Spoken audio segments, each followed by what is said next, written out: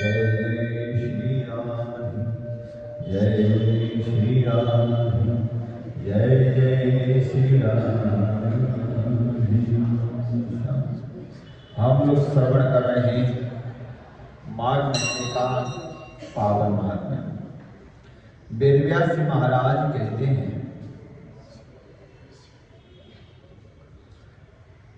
कि वो कन्याएं इस प्रकार विलाप और प्रतीक्षा करके उनके प्रेम में अत्यंत व्याकुल होकर धैर्य धारण करके माता पिताओं के भय से अपने घर पर आई। वह मां पार्वती जी का पूजन करने के लिए चले गए। देवताओं के पूजन में उनके मन में अनेक प्रकार के विकार उत्पन्न हुई। देव पूजन कर रहे, भगवान जी का पूजन करने जाते ही तो मन में शुद्ध भावना नहीं आती, कभी कदा घर की बातें विचार आ जाती। उसी प्रकार से उनमें अनेक प्रकार के विकार वासनाएं मन में आने लगे। तो उसके बाद उनकी माताओं ने पूछा, क्या हुआ, तुम सबको इतना विलंब काम हुआ? कन्याओं ने कहा कि नरियों के साथ खेलती और आनंद पूर्वक गाती हुई इस सरोवर पर थी हम लोग, इससे दिन का पता ही नहीं चला, झूठ बोल दिया। जब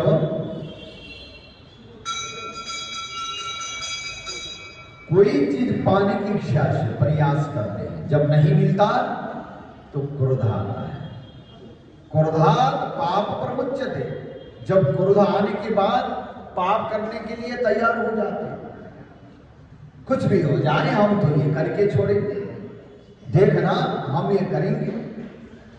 अथवा मन में ऐसी भावनाएं आ जाती है। क्रोधात पाप प्रमुच्यते। जब क्रोध आता है तो मनुष्य पाप के लिए अग्रसित हो जाता है, पाप करने के लिए तैयार हो जाता है और मनोसित वस्तु की प्राप्ति न होने पर तो क्रोध बढ़ जाता है। क्रोध क्यों बढ़ता है? क्रोध इसलिए बढ़ता है, आपने जो सोचा था वो नहीं पाया। हाँ, अच्छा सोचा भी ऐसा था जो आपके हित में ना हो, जो आपके हित में नहीं है सोचा वो है, और वो नहीं मिला तो क्रोध बढ़ गया। क्रोध बढ़ने के बाद क्या हुआ? क्रोधात पाप प्रमुच्यते। क्रोध बढ़ने के बाद क्या करते हैं? बोले पाप करने के लिए शुरू कर दिया। देखना तो हम ऐसा करके रहेंगे, हम इसको ऐसा कर देंगे, देखना हम इसका जो है ना कुछ बिगाड़ेंगे। तो क्या होता है? जो अप्राप्य वस्तु है उसको हमने सोचा, उसको पाने की इच्छा की। जिनके मस्तक में, जिनके भाग्य में जो लिखा है, हाँ, कर्म फल के अनुसार वो मिल ही जाता है, परंतु अपना सत्कर्म कभी मत छोड़ना। अपना सत्कर्म छोड़ने पर क्या होता है? हम पाप की ओर चले जाते हैं। कहते हैं अवश्यम भाविनो भावा भवन्ति महतामपि नग्नतम नीलकंठस्य महाही शयनम हरि। अवश्यम भाविनो भावा, जो होने वाला है वो होके रहेगा। आपके चिंता करने से, हमारी चिंता करने से कुछ न होगा। अवश्यम भाविनो भावा भवन्ति महतामपि, वो तो बड़ों को भी होता है, चाहे बड़े हो चाहे छोटे हो, चाहे धनवान हो चाहे निर्धन हो, चाहे गरीब हो, चाहे कार्य करने वाले हो, चाहे काम न करने वाले आलसी हो, सबको भोगना पड़ता है। तो बड़े हो या छोटे हो, अवश्यम भाविनो भावा भवन्ति महतामपि।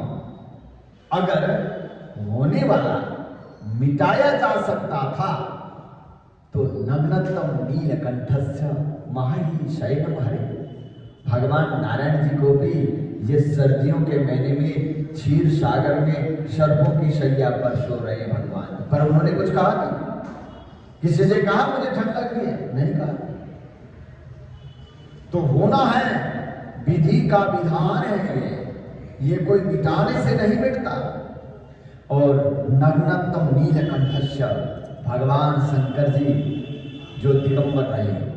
अगर कोई कहेगा कि भगवान शंकर जी वस्त्र मांग रहे हैं तो वस्त्र लाके आप नहीं पहना सकते, पहना सकते, पर नहीं होने वाला है, नहीं टाला जा सकता। इसलिए हम व्यर्थ में चिंता क्यों करें? अनावश्यक चीज अथवा अप्राप्य वस्तु की जो है ना प्राप्ति की इच्छा से क्रोध बढ़ जाता है। इसलिए जिस दिन हम ये सोचेंगे जो होने वाला होके रहेगा, परंतु अगर आप कर्म प्रधान विश्व करिला, गोस्वामी तुलसीदास जी बहुत बढ़िया बात बताते हैं और कहते हैं कर्म प्रधान विश्व करी राखा, जो जस करही तस फल चाखा। जो जैसा करता है वैसा फल पाता है, परंतु धीरज धरो, बोले परंतु धीरज धारण करना होगा। अगर आपने धीरज धारण नहीं किया तो कर्म फल आपको अच्छा लिखा है, पर उसको जल्दी पाना चाहते हैं। समय से पहले भाग्य से अधिक किसी को कुछ नहीं मिलता। हाँ, तो आज क्या हुआ, वो कन्याकुमारी पार्वती जी का पूजन करने के लिए, गौरी पूजन के लिए जा रहे थे। मन में क्षोभ उत्पन्न हुआ, मन में जो है विकार आया, मन में उन्होंने सोचा अप्राप्य वस्तु की प्राप्ति होगी। और पहले उन्होंने क्या किया, मन में क्रोध आया तो उन्होंने पाप कर्म करने के लिए उद्यत हुए। अपने माताओं को बोल दिया हम तो वैसे ही खेल रहे थे, तीनों झूठ बोल दिया। पहला पाप शुरू हो जाता है झूठ से। उसके बाद कहते हैं हमें मार्ग की थकावट से संताप है। उन्होंने कहा कि आपका चेहरा उतरा हुआ क्यों है?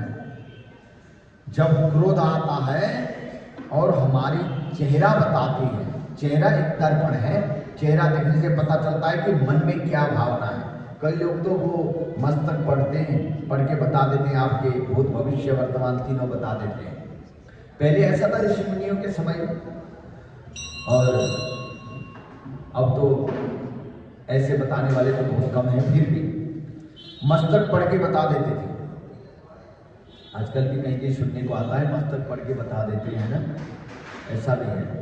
तो उन्होंने चेहरा देखा तो चेहरा जो है ना उनका मलिन है। मलिन क्यों है?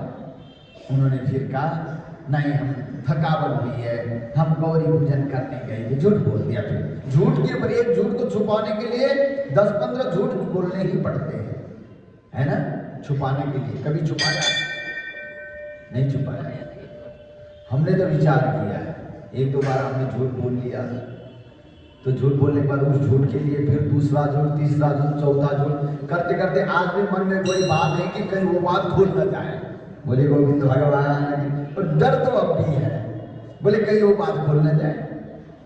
मन में ऐसी भावनाएं आ जाती। इसलिए झूठ बोलने से तो कोई फायदा है ही नहीं। सच कहो तो सुखी रहो, और झूठ बोलो तो दुखी रहते रहो जीवन भर। वो कभी मिलता ही नहीं है। एक बार झूठ बोलने के बाद हो सके तो हम उस बंदे के पास न जाएं और उन बंदे को देखते थोड़ा सा साइड से खिसक जाए। ये चलता रहता है। हाँ, किसी की निंदा करने के बाद भी ऐसी बात है, निंदा कर दिया उसके बाद उस बंदे के सामने न जाना, उनसे थोड़ा सा बच के बात करना। तो उसने बताना नहीं, उसे शायद बता दिया होगा। अगर जिनके बारे में हम बुराई कर रहे हैं वो बंदा, और जिनके साथ हम उस बंदे का बुराई करें, अगर वो दो जन एक साथ हो जाएंगे ना, अगर आपस में बात भी कर रहे हो, अच्छी बात कर रहे हो, मैं डर लगता है कि ये कोई बात तो नहीं कर रहे, है ना, लगता है। तो इसी प्रकार से कि झूठ बोलना और चुगली करने का जो कार्य है वो जीवन भर दुखी होने का हमने बीजारोपण किया। दुख का बीज हमने वहीं से रोपण किया, वहीं से शुरू कर दिया। तो आज उन्होंने झूठ बोल दिया, बोले नहीं आपका चेहरा कुछ मलिन सा है, नहीं हम तो गौरी पूजन कर रहे थे, कुछ थके हुए। ध्यान से सुने। बोले उसके बाद और गुरु वशिष्ठ जी ने कहा, ऐसा कहकर वो कन्याएं मणिभूमि पर लेटकर अपने आशय को छिपाती हुई प्रसन्न चित्त से माताओं से बातचीत को करने लगी। उस समय न कोई आनंद पूर्वक मयूर को नचाती थी, कोई कार्य जो है ना उनका मन में कुछ ऐसी भावना है, विचार अलग है, तो काम जो होता है तो बढ़िया नहीं होता है। आपने एक बर्तन भी साफ करनी है, मन पहले साफ होना चाहिए।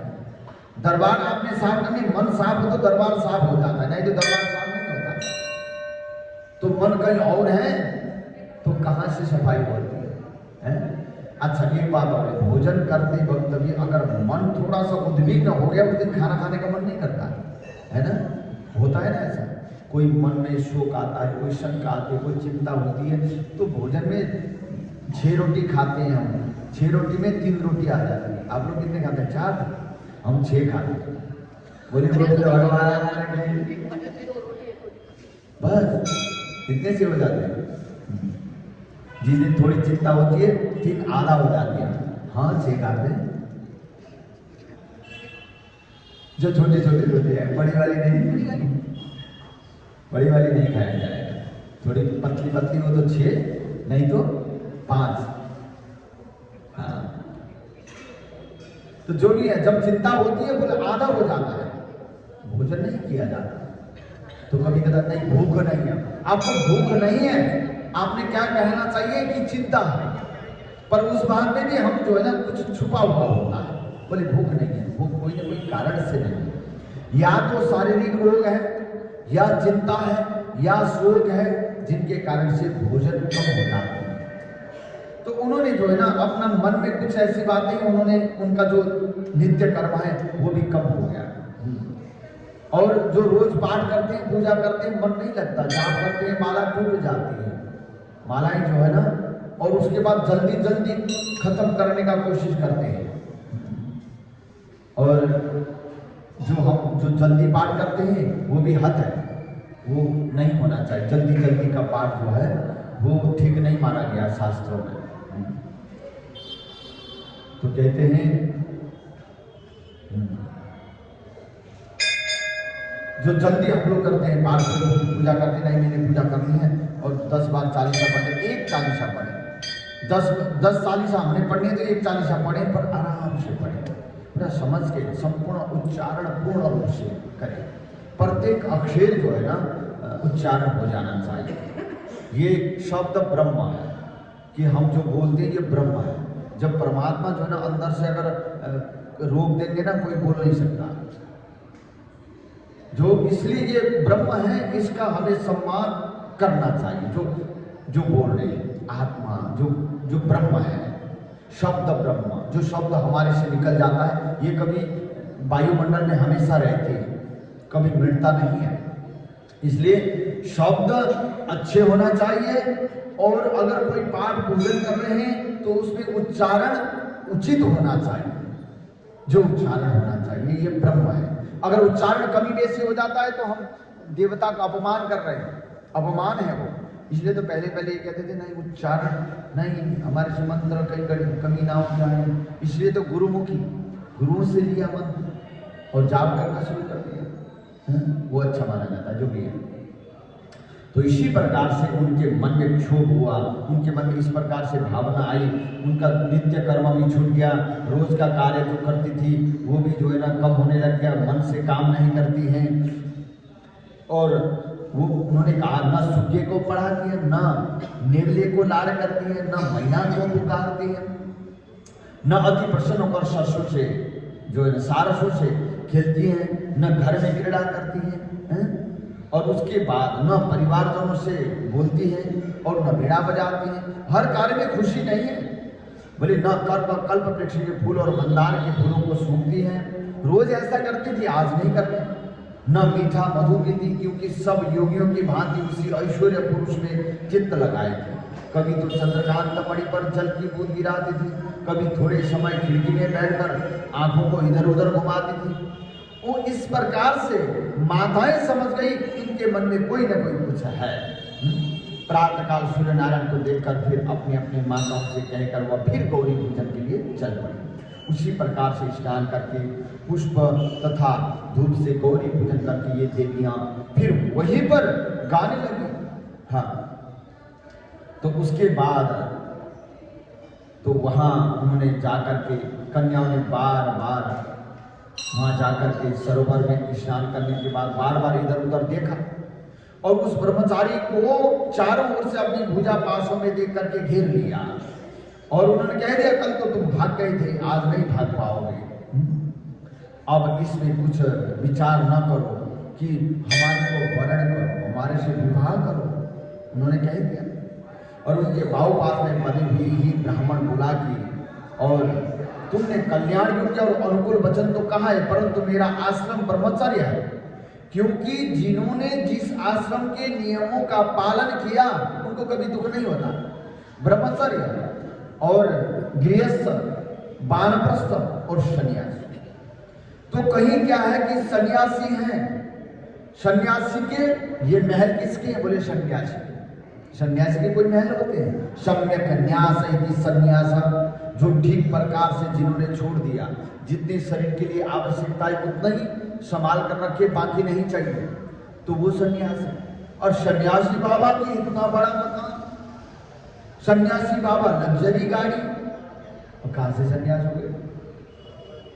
वानप्रस्थी, वानप्रस्थी जो है ना, वानप्रस्थी के साथ नित्य कर्म होना चाहिए। वानप्रस्थी होने के बाद परिवार सहित आश्रम में रहना वानप्रस्थी, घर को त्यागना, केवल घर को त्यागने का, और वो वानप्रस्थी है। परंतु वानप्रस्थी का हमने नियम का आचरण नहीं किया। जो गृहस्थी है, गृहस्थी को भी ढंग से नहीं निभा पाए हैं। जिनको सम्मान करना है उनको अपमान कर दिया, जिनको अपमान करना है उनका सम्मान कर दिया, और अपने धर्म में नहीं रही, और नित्य जो बलि वैश्य नहीं किया, और नित्य जो जंतुओं को अथवा जो है ना लोगों को, कुत्तों को इत्यादि को रोटी खिलाना चाहिए, नहीं वो नहीं किया, अतिथियों का सम्मान नहीं किया, ब्राह्मणों का पूजन नहीं किया, तीर्थों में स्नान नहीं किया, तो ये गृहस्थी भी वो हद है। तो गृहस्थी का भी पालन नहीं किया, ब्रह्मचर्य आश्रम में रहते हुए भी, और विद्या अध्ययन ढंग से किया ही नहीं, पढ़ाई किया नहीं तो दुख तो पाएंगे। बोलिए गोविंद भगवान की। इस प्रकार से जिन्होंने जिस आश्रम का नियम है उस आश्रम का पालन किया नहीं, दुख पाएंगे। तो आज उन्होंने कहा भाई मैं ब्रह्मचर्य आश्रम में, मेरा विद्या अध्ययन का कार्य है, मैं अभी गृहस्थ आश्रम में नहीं आ सकता, उन्होंने कहा। कहने के बाद और अभी गुरुकुल में वेद पढ़ रहा हूं मैं, इसलिए उसकी रक्षा करना मेरा धर्म है। हे कन्याओं, मैं इस आश्रम में विवाह करना धर्म नहीं समझता। हाँ, और उनके वाक्य को सुनकर वो कन्याएं कोयल की भांति उससे इस प्रकार बोली कि धर्म से अर्थ, अर्थ से काम तथा काम से धर्म का फल उदय होता है। अपने शास्त्र चलाने लगे। हाँ, जब हम अपनी इच्छाओं को पाने के लिए अपना शास्त्र बना लेते हैं, 18 पुराण है ना, एक पुराण सबके अंदर है, एक एक पुराण, कि हम अपनी मर्जी से पुराण बना लेते हैं, नियम बना लेते हैं। नहीं, ऐसा नहीं होना चाहिए। नहीं होना चाहिए का क्या मतलब? कहाँ लिखा? कोई प्रमाण है? नहीं, हमें पता है, नहीं हमारा मन कहता है। बोले हम अपनी शास्त्र, एक शास्त्र हम सब ने एक एक शास्त्र बना रखे हैं मन में, और क्यों कोई रास्ते में जाने तो नहीं, ऐसा नहीं करना चाहिए, पहले टोकना है, पहले कह देना है, नहीं ऐसा तो नहीं होना चाहिए। चलो पूछ लेते हैं, जब पूछने की बात आई तो डर गए, हाँ होता होगा, तो इसलिए हम अपनी शास्त्र बना लेते हैं, पर ऐसा नहीं है। तो जो शास्त्र जो है, तो उन्होंने क्या कह दिया? बोले नहीं ऐसा नहीं होना चाहिए, धर्म अर्थ, अर्थ से काम होना चाहिए, काम से मोक्ष होता है। तो ये बातें करनी हमने कहा, अपनी मर्जी का शास्त्र बना दिया। हाँ, तो हम लोग भी करते हैं ना ऐसा, कोई कुछ कर रहा है तो अगर आपकी पसंद ना आए तो नहीं ऐसा नहीं करना चाहिए, ऐसा क्यों कर रहे हो? हम पहले कहते हैं, अब उनको पता है जो कर रहे हैं। ठीक है, आपके घर परिवार में उपदेश देना, अपने बच्चों को उपदेश देना आपका कार्य है, वो भी सदुपदेश देना। हाँ, माता शत्रु पिता वैरी ये न बालो न पाठित। कभी कदा एक बात बताएं, माता पिता भी वो शत्रु बन जाते हैं, बच्चों को सही शिक्षा नहीं दिया, शिक्षा पढ़ा लिखाया, खर्चा हमने किया, मेहनत किया, कभी कदा हम भी ऐसे भ्रमित हो गए कि हमने बच्चों को कौन सी शिक्षा देना है नहीं पता चल पाया, तो क्या होता है? बोले हम उस शत्रु से बन जाते हैं, ये भी होता है। बोले उसी प्रकार से जो बच्चों को शिक्षा सही देनी चाहिए, उपदेश, परंतु हर कोई कार्य कर रहा है तो वहां पर हमें ये करना चाहिए, वो करना चाहिए। अगर पूर्ण रूप से पता है तो जरूर करिए, परंतु पता नहीं है ना तो वैसे किसी को कहना उचित नहीं है। बोले उन्होंने क्या कहा, यहाँ पर उन्होंने अपने शास्त्र से, अपने हिसाब किताब से बोलना शुरू कर दिया, ऐसा होता है, ऐसा होता है, ऐसा होता है। तो उसके बाद उसने कहा, कन्याओं ने कहा, हे सुंदर युवक, तुम मूर्ख हो, अनोखी औषधि, महाबुद्धि, रसायन, अच्छे कुटुंबी, सुंदर नारियां, मंत्र तथा सिद्ध रस, इन पदार्थों के आने पर बुद्धिमान को धर्म रूप से इनको वर्जित नहीं करना चाहिए। भाग्य से यदि कार्य की सिद्धि हो जाए तो ज्ञान रखने वाले उनकी बुराई नहीं करते, क्योंकि बुराई से फल प्राप्ति नहीं होता और टालने में यश नहीं मिलता।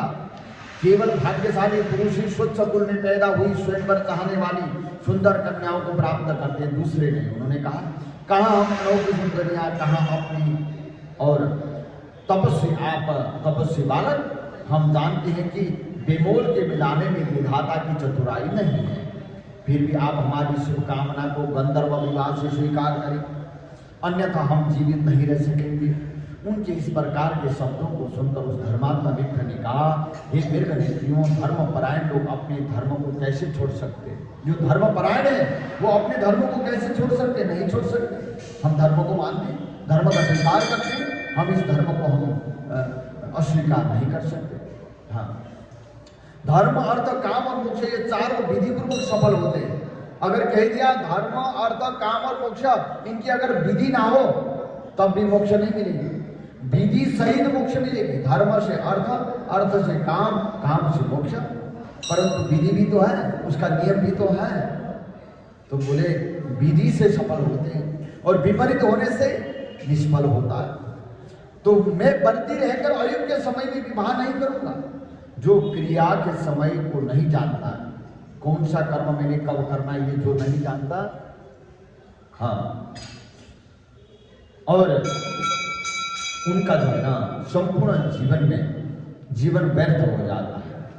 हे कन्याओं सुनो, मेरा चित्त इस समय धर्म के विचार में लगा हुआ, मैं धर्म कार्य में हूँ, इसलिए मैं स्वयं पर नहीं करूँगा। उसके रहस्य को जानकर इन मोहिनियों ने उनकी चरण पकड़ लिए। सुशीला और सुशोरण ने उनकी भुजाओं को पकड़ा, सुतारा ने आलिंगन किया, इत्यादि उन्होंने किया। तो उसके बाद उन्होंने तुरंत श्राप दिया क्रोधपूर्ण होकर के, ये क्या किया कि तुम डाइन की तरह मेरे शरीर से लिपटी हो, इसलिए पिशाचिनी बन जाओ। श्राप दे दिया, तुम लोग पिशाचिनी बन जाओ। उससे ऐसा श्राप सुनकर सब उसको छोड़ करके उनके सम्मुख खड़ी हो गई और कहने लगी, हमने क्या पाप किया है जो आपने हमको श्राप दिया? प्रिय करने में अप्रिय क्रिया की, तुम्हारी धर्मज्ञता को धिक्कार है। हमने सुना है कि प्रेमियों से, भक्तों से और मित्रों से बुराई करने वाले लोगों को सुख दोनों लोगों में नष्ट हो जाते हैं, इसलिए तुम भी हमारे श्राप से शीघ्र ही पिशाच हो जाओ। इस तरह क्रोध से कन्याएं हाँफती हुई भूख से दुखी हो गई। तब राजन आपस के क्रोध से उस सरोवर पर वो कन्याएं और वह ब्रह्मचारी सब पिशाच और पिशाचिनी बन गए और कठिन शब्दों में चिल्लाते हुए अपने पहले की हुई पाप कर्म फल को भोगने लगे। राजन, पूर्व जन्म के किए हुए अच्छे और बुरे कर्म उचित समय पर ही प्रकट होते हैं, इनको देवता भी नहीं बदल सकते। तो जब कन्याओं को तलाशते हुए इनके माता पिता वहां पर आए तो उन्हें देखकर रोने लगे और कहने लगे कि वारे बालकों का प्रमाद दैव गति का उल्लंघन नहीं हो सकता। और इसके बाद ये पिशाच रात दिन दुखी होते हुए सरोवर के तट पर रहने लगे। बहुत दिन के बाद मुनियों में श्रेष्ठ लोमस ऋषि वहां पर पहुंचे। वो पौष शुक्ल चतुर्दशी को अक्षोद सरोवर पर स्नान करने के लिए आए।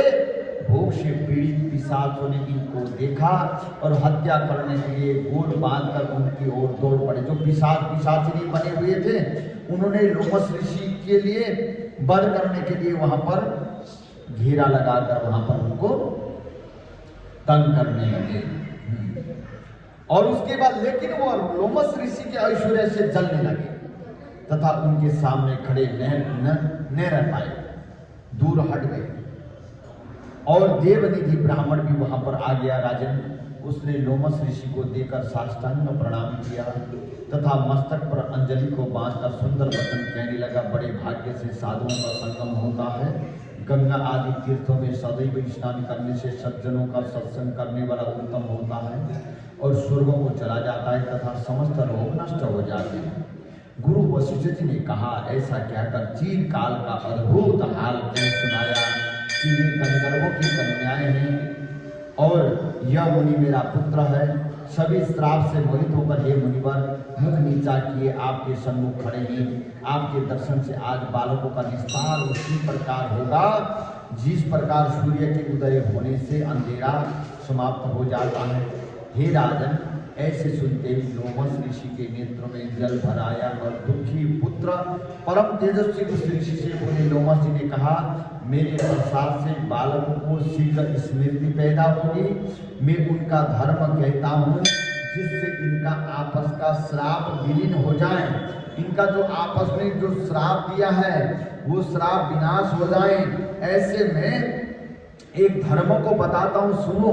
वो धर्म कौन सा है जो गुरु वशिष्ठ जी ने कहा राजा दिलीप को, वही धर्म की बातें कल फिर हम श्रवण करेंगे। आज की कथा यही विश्राम करेंगे। बोले गोविंद भगवान।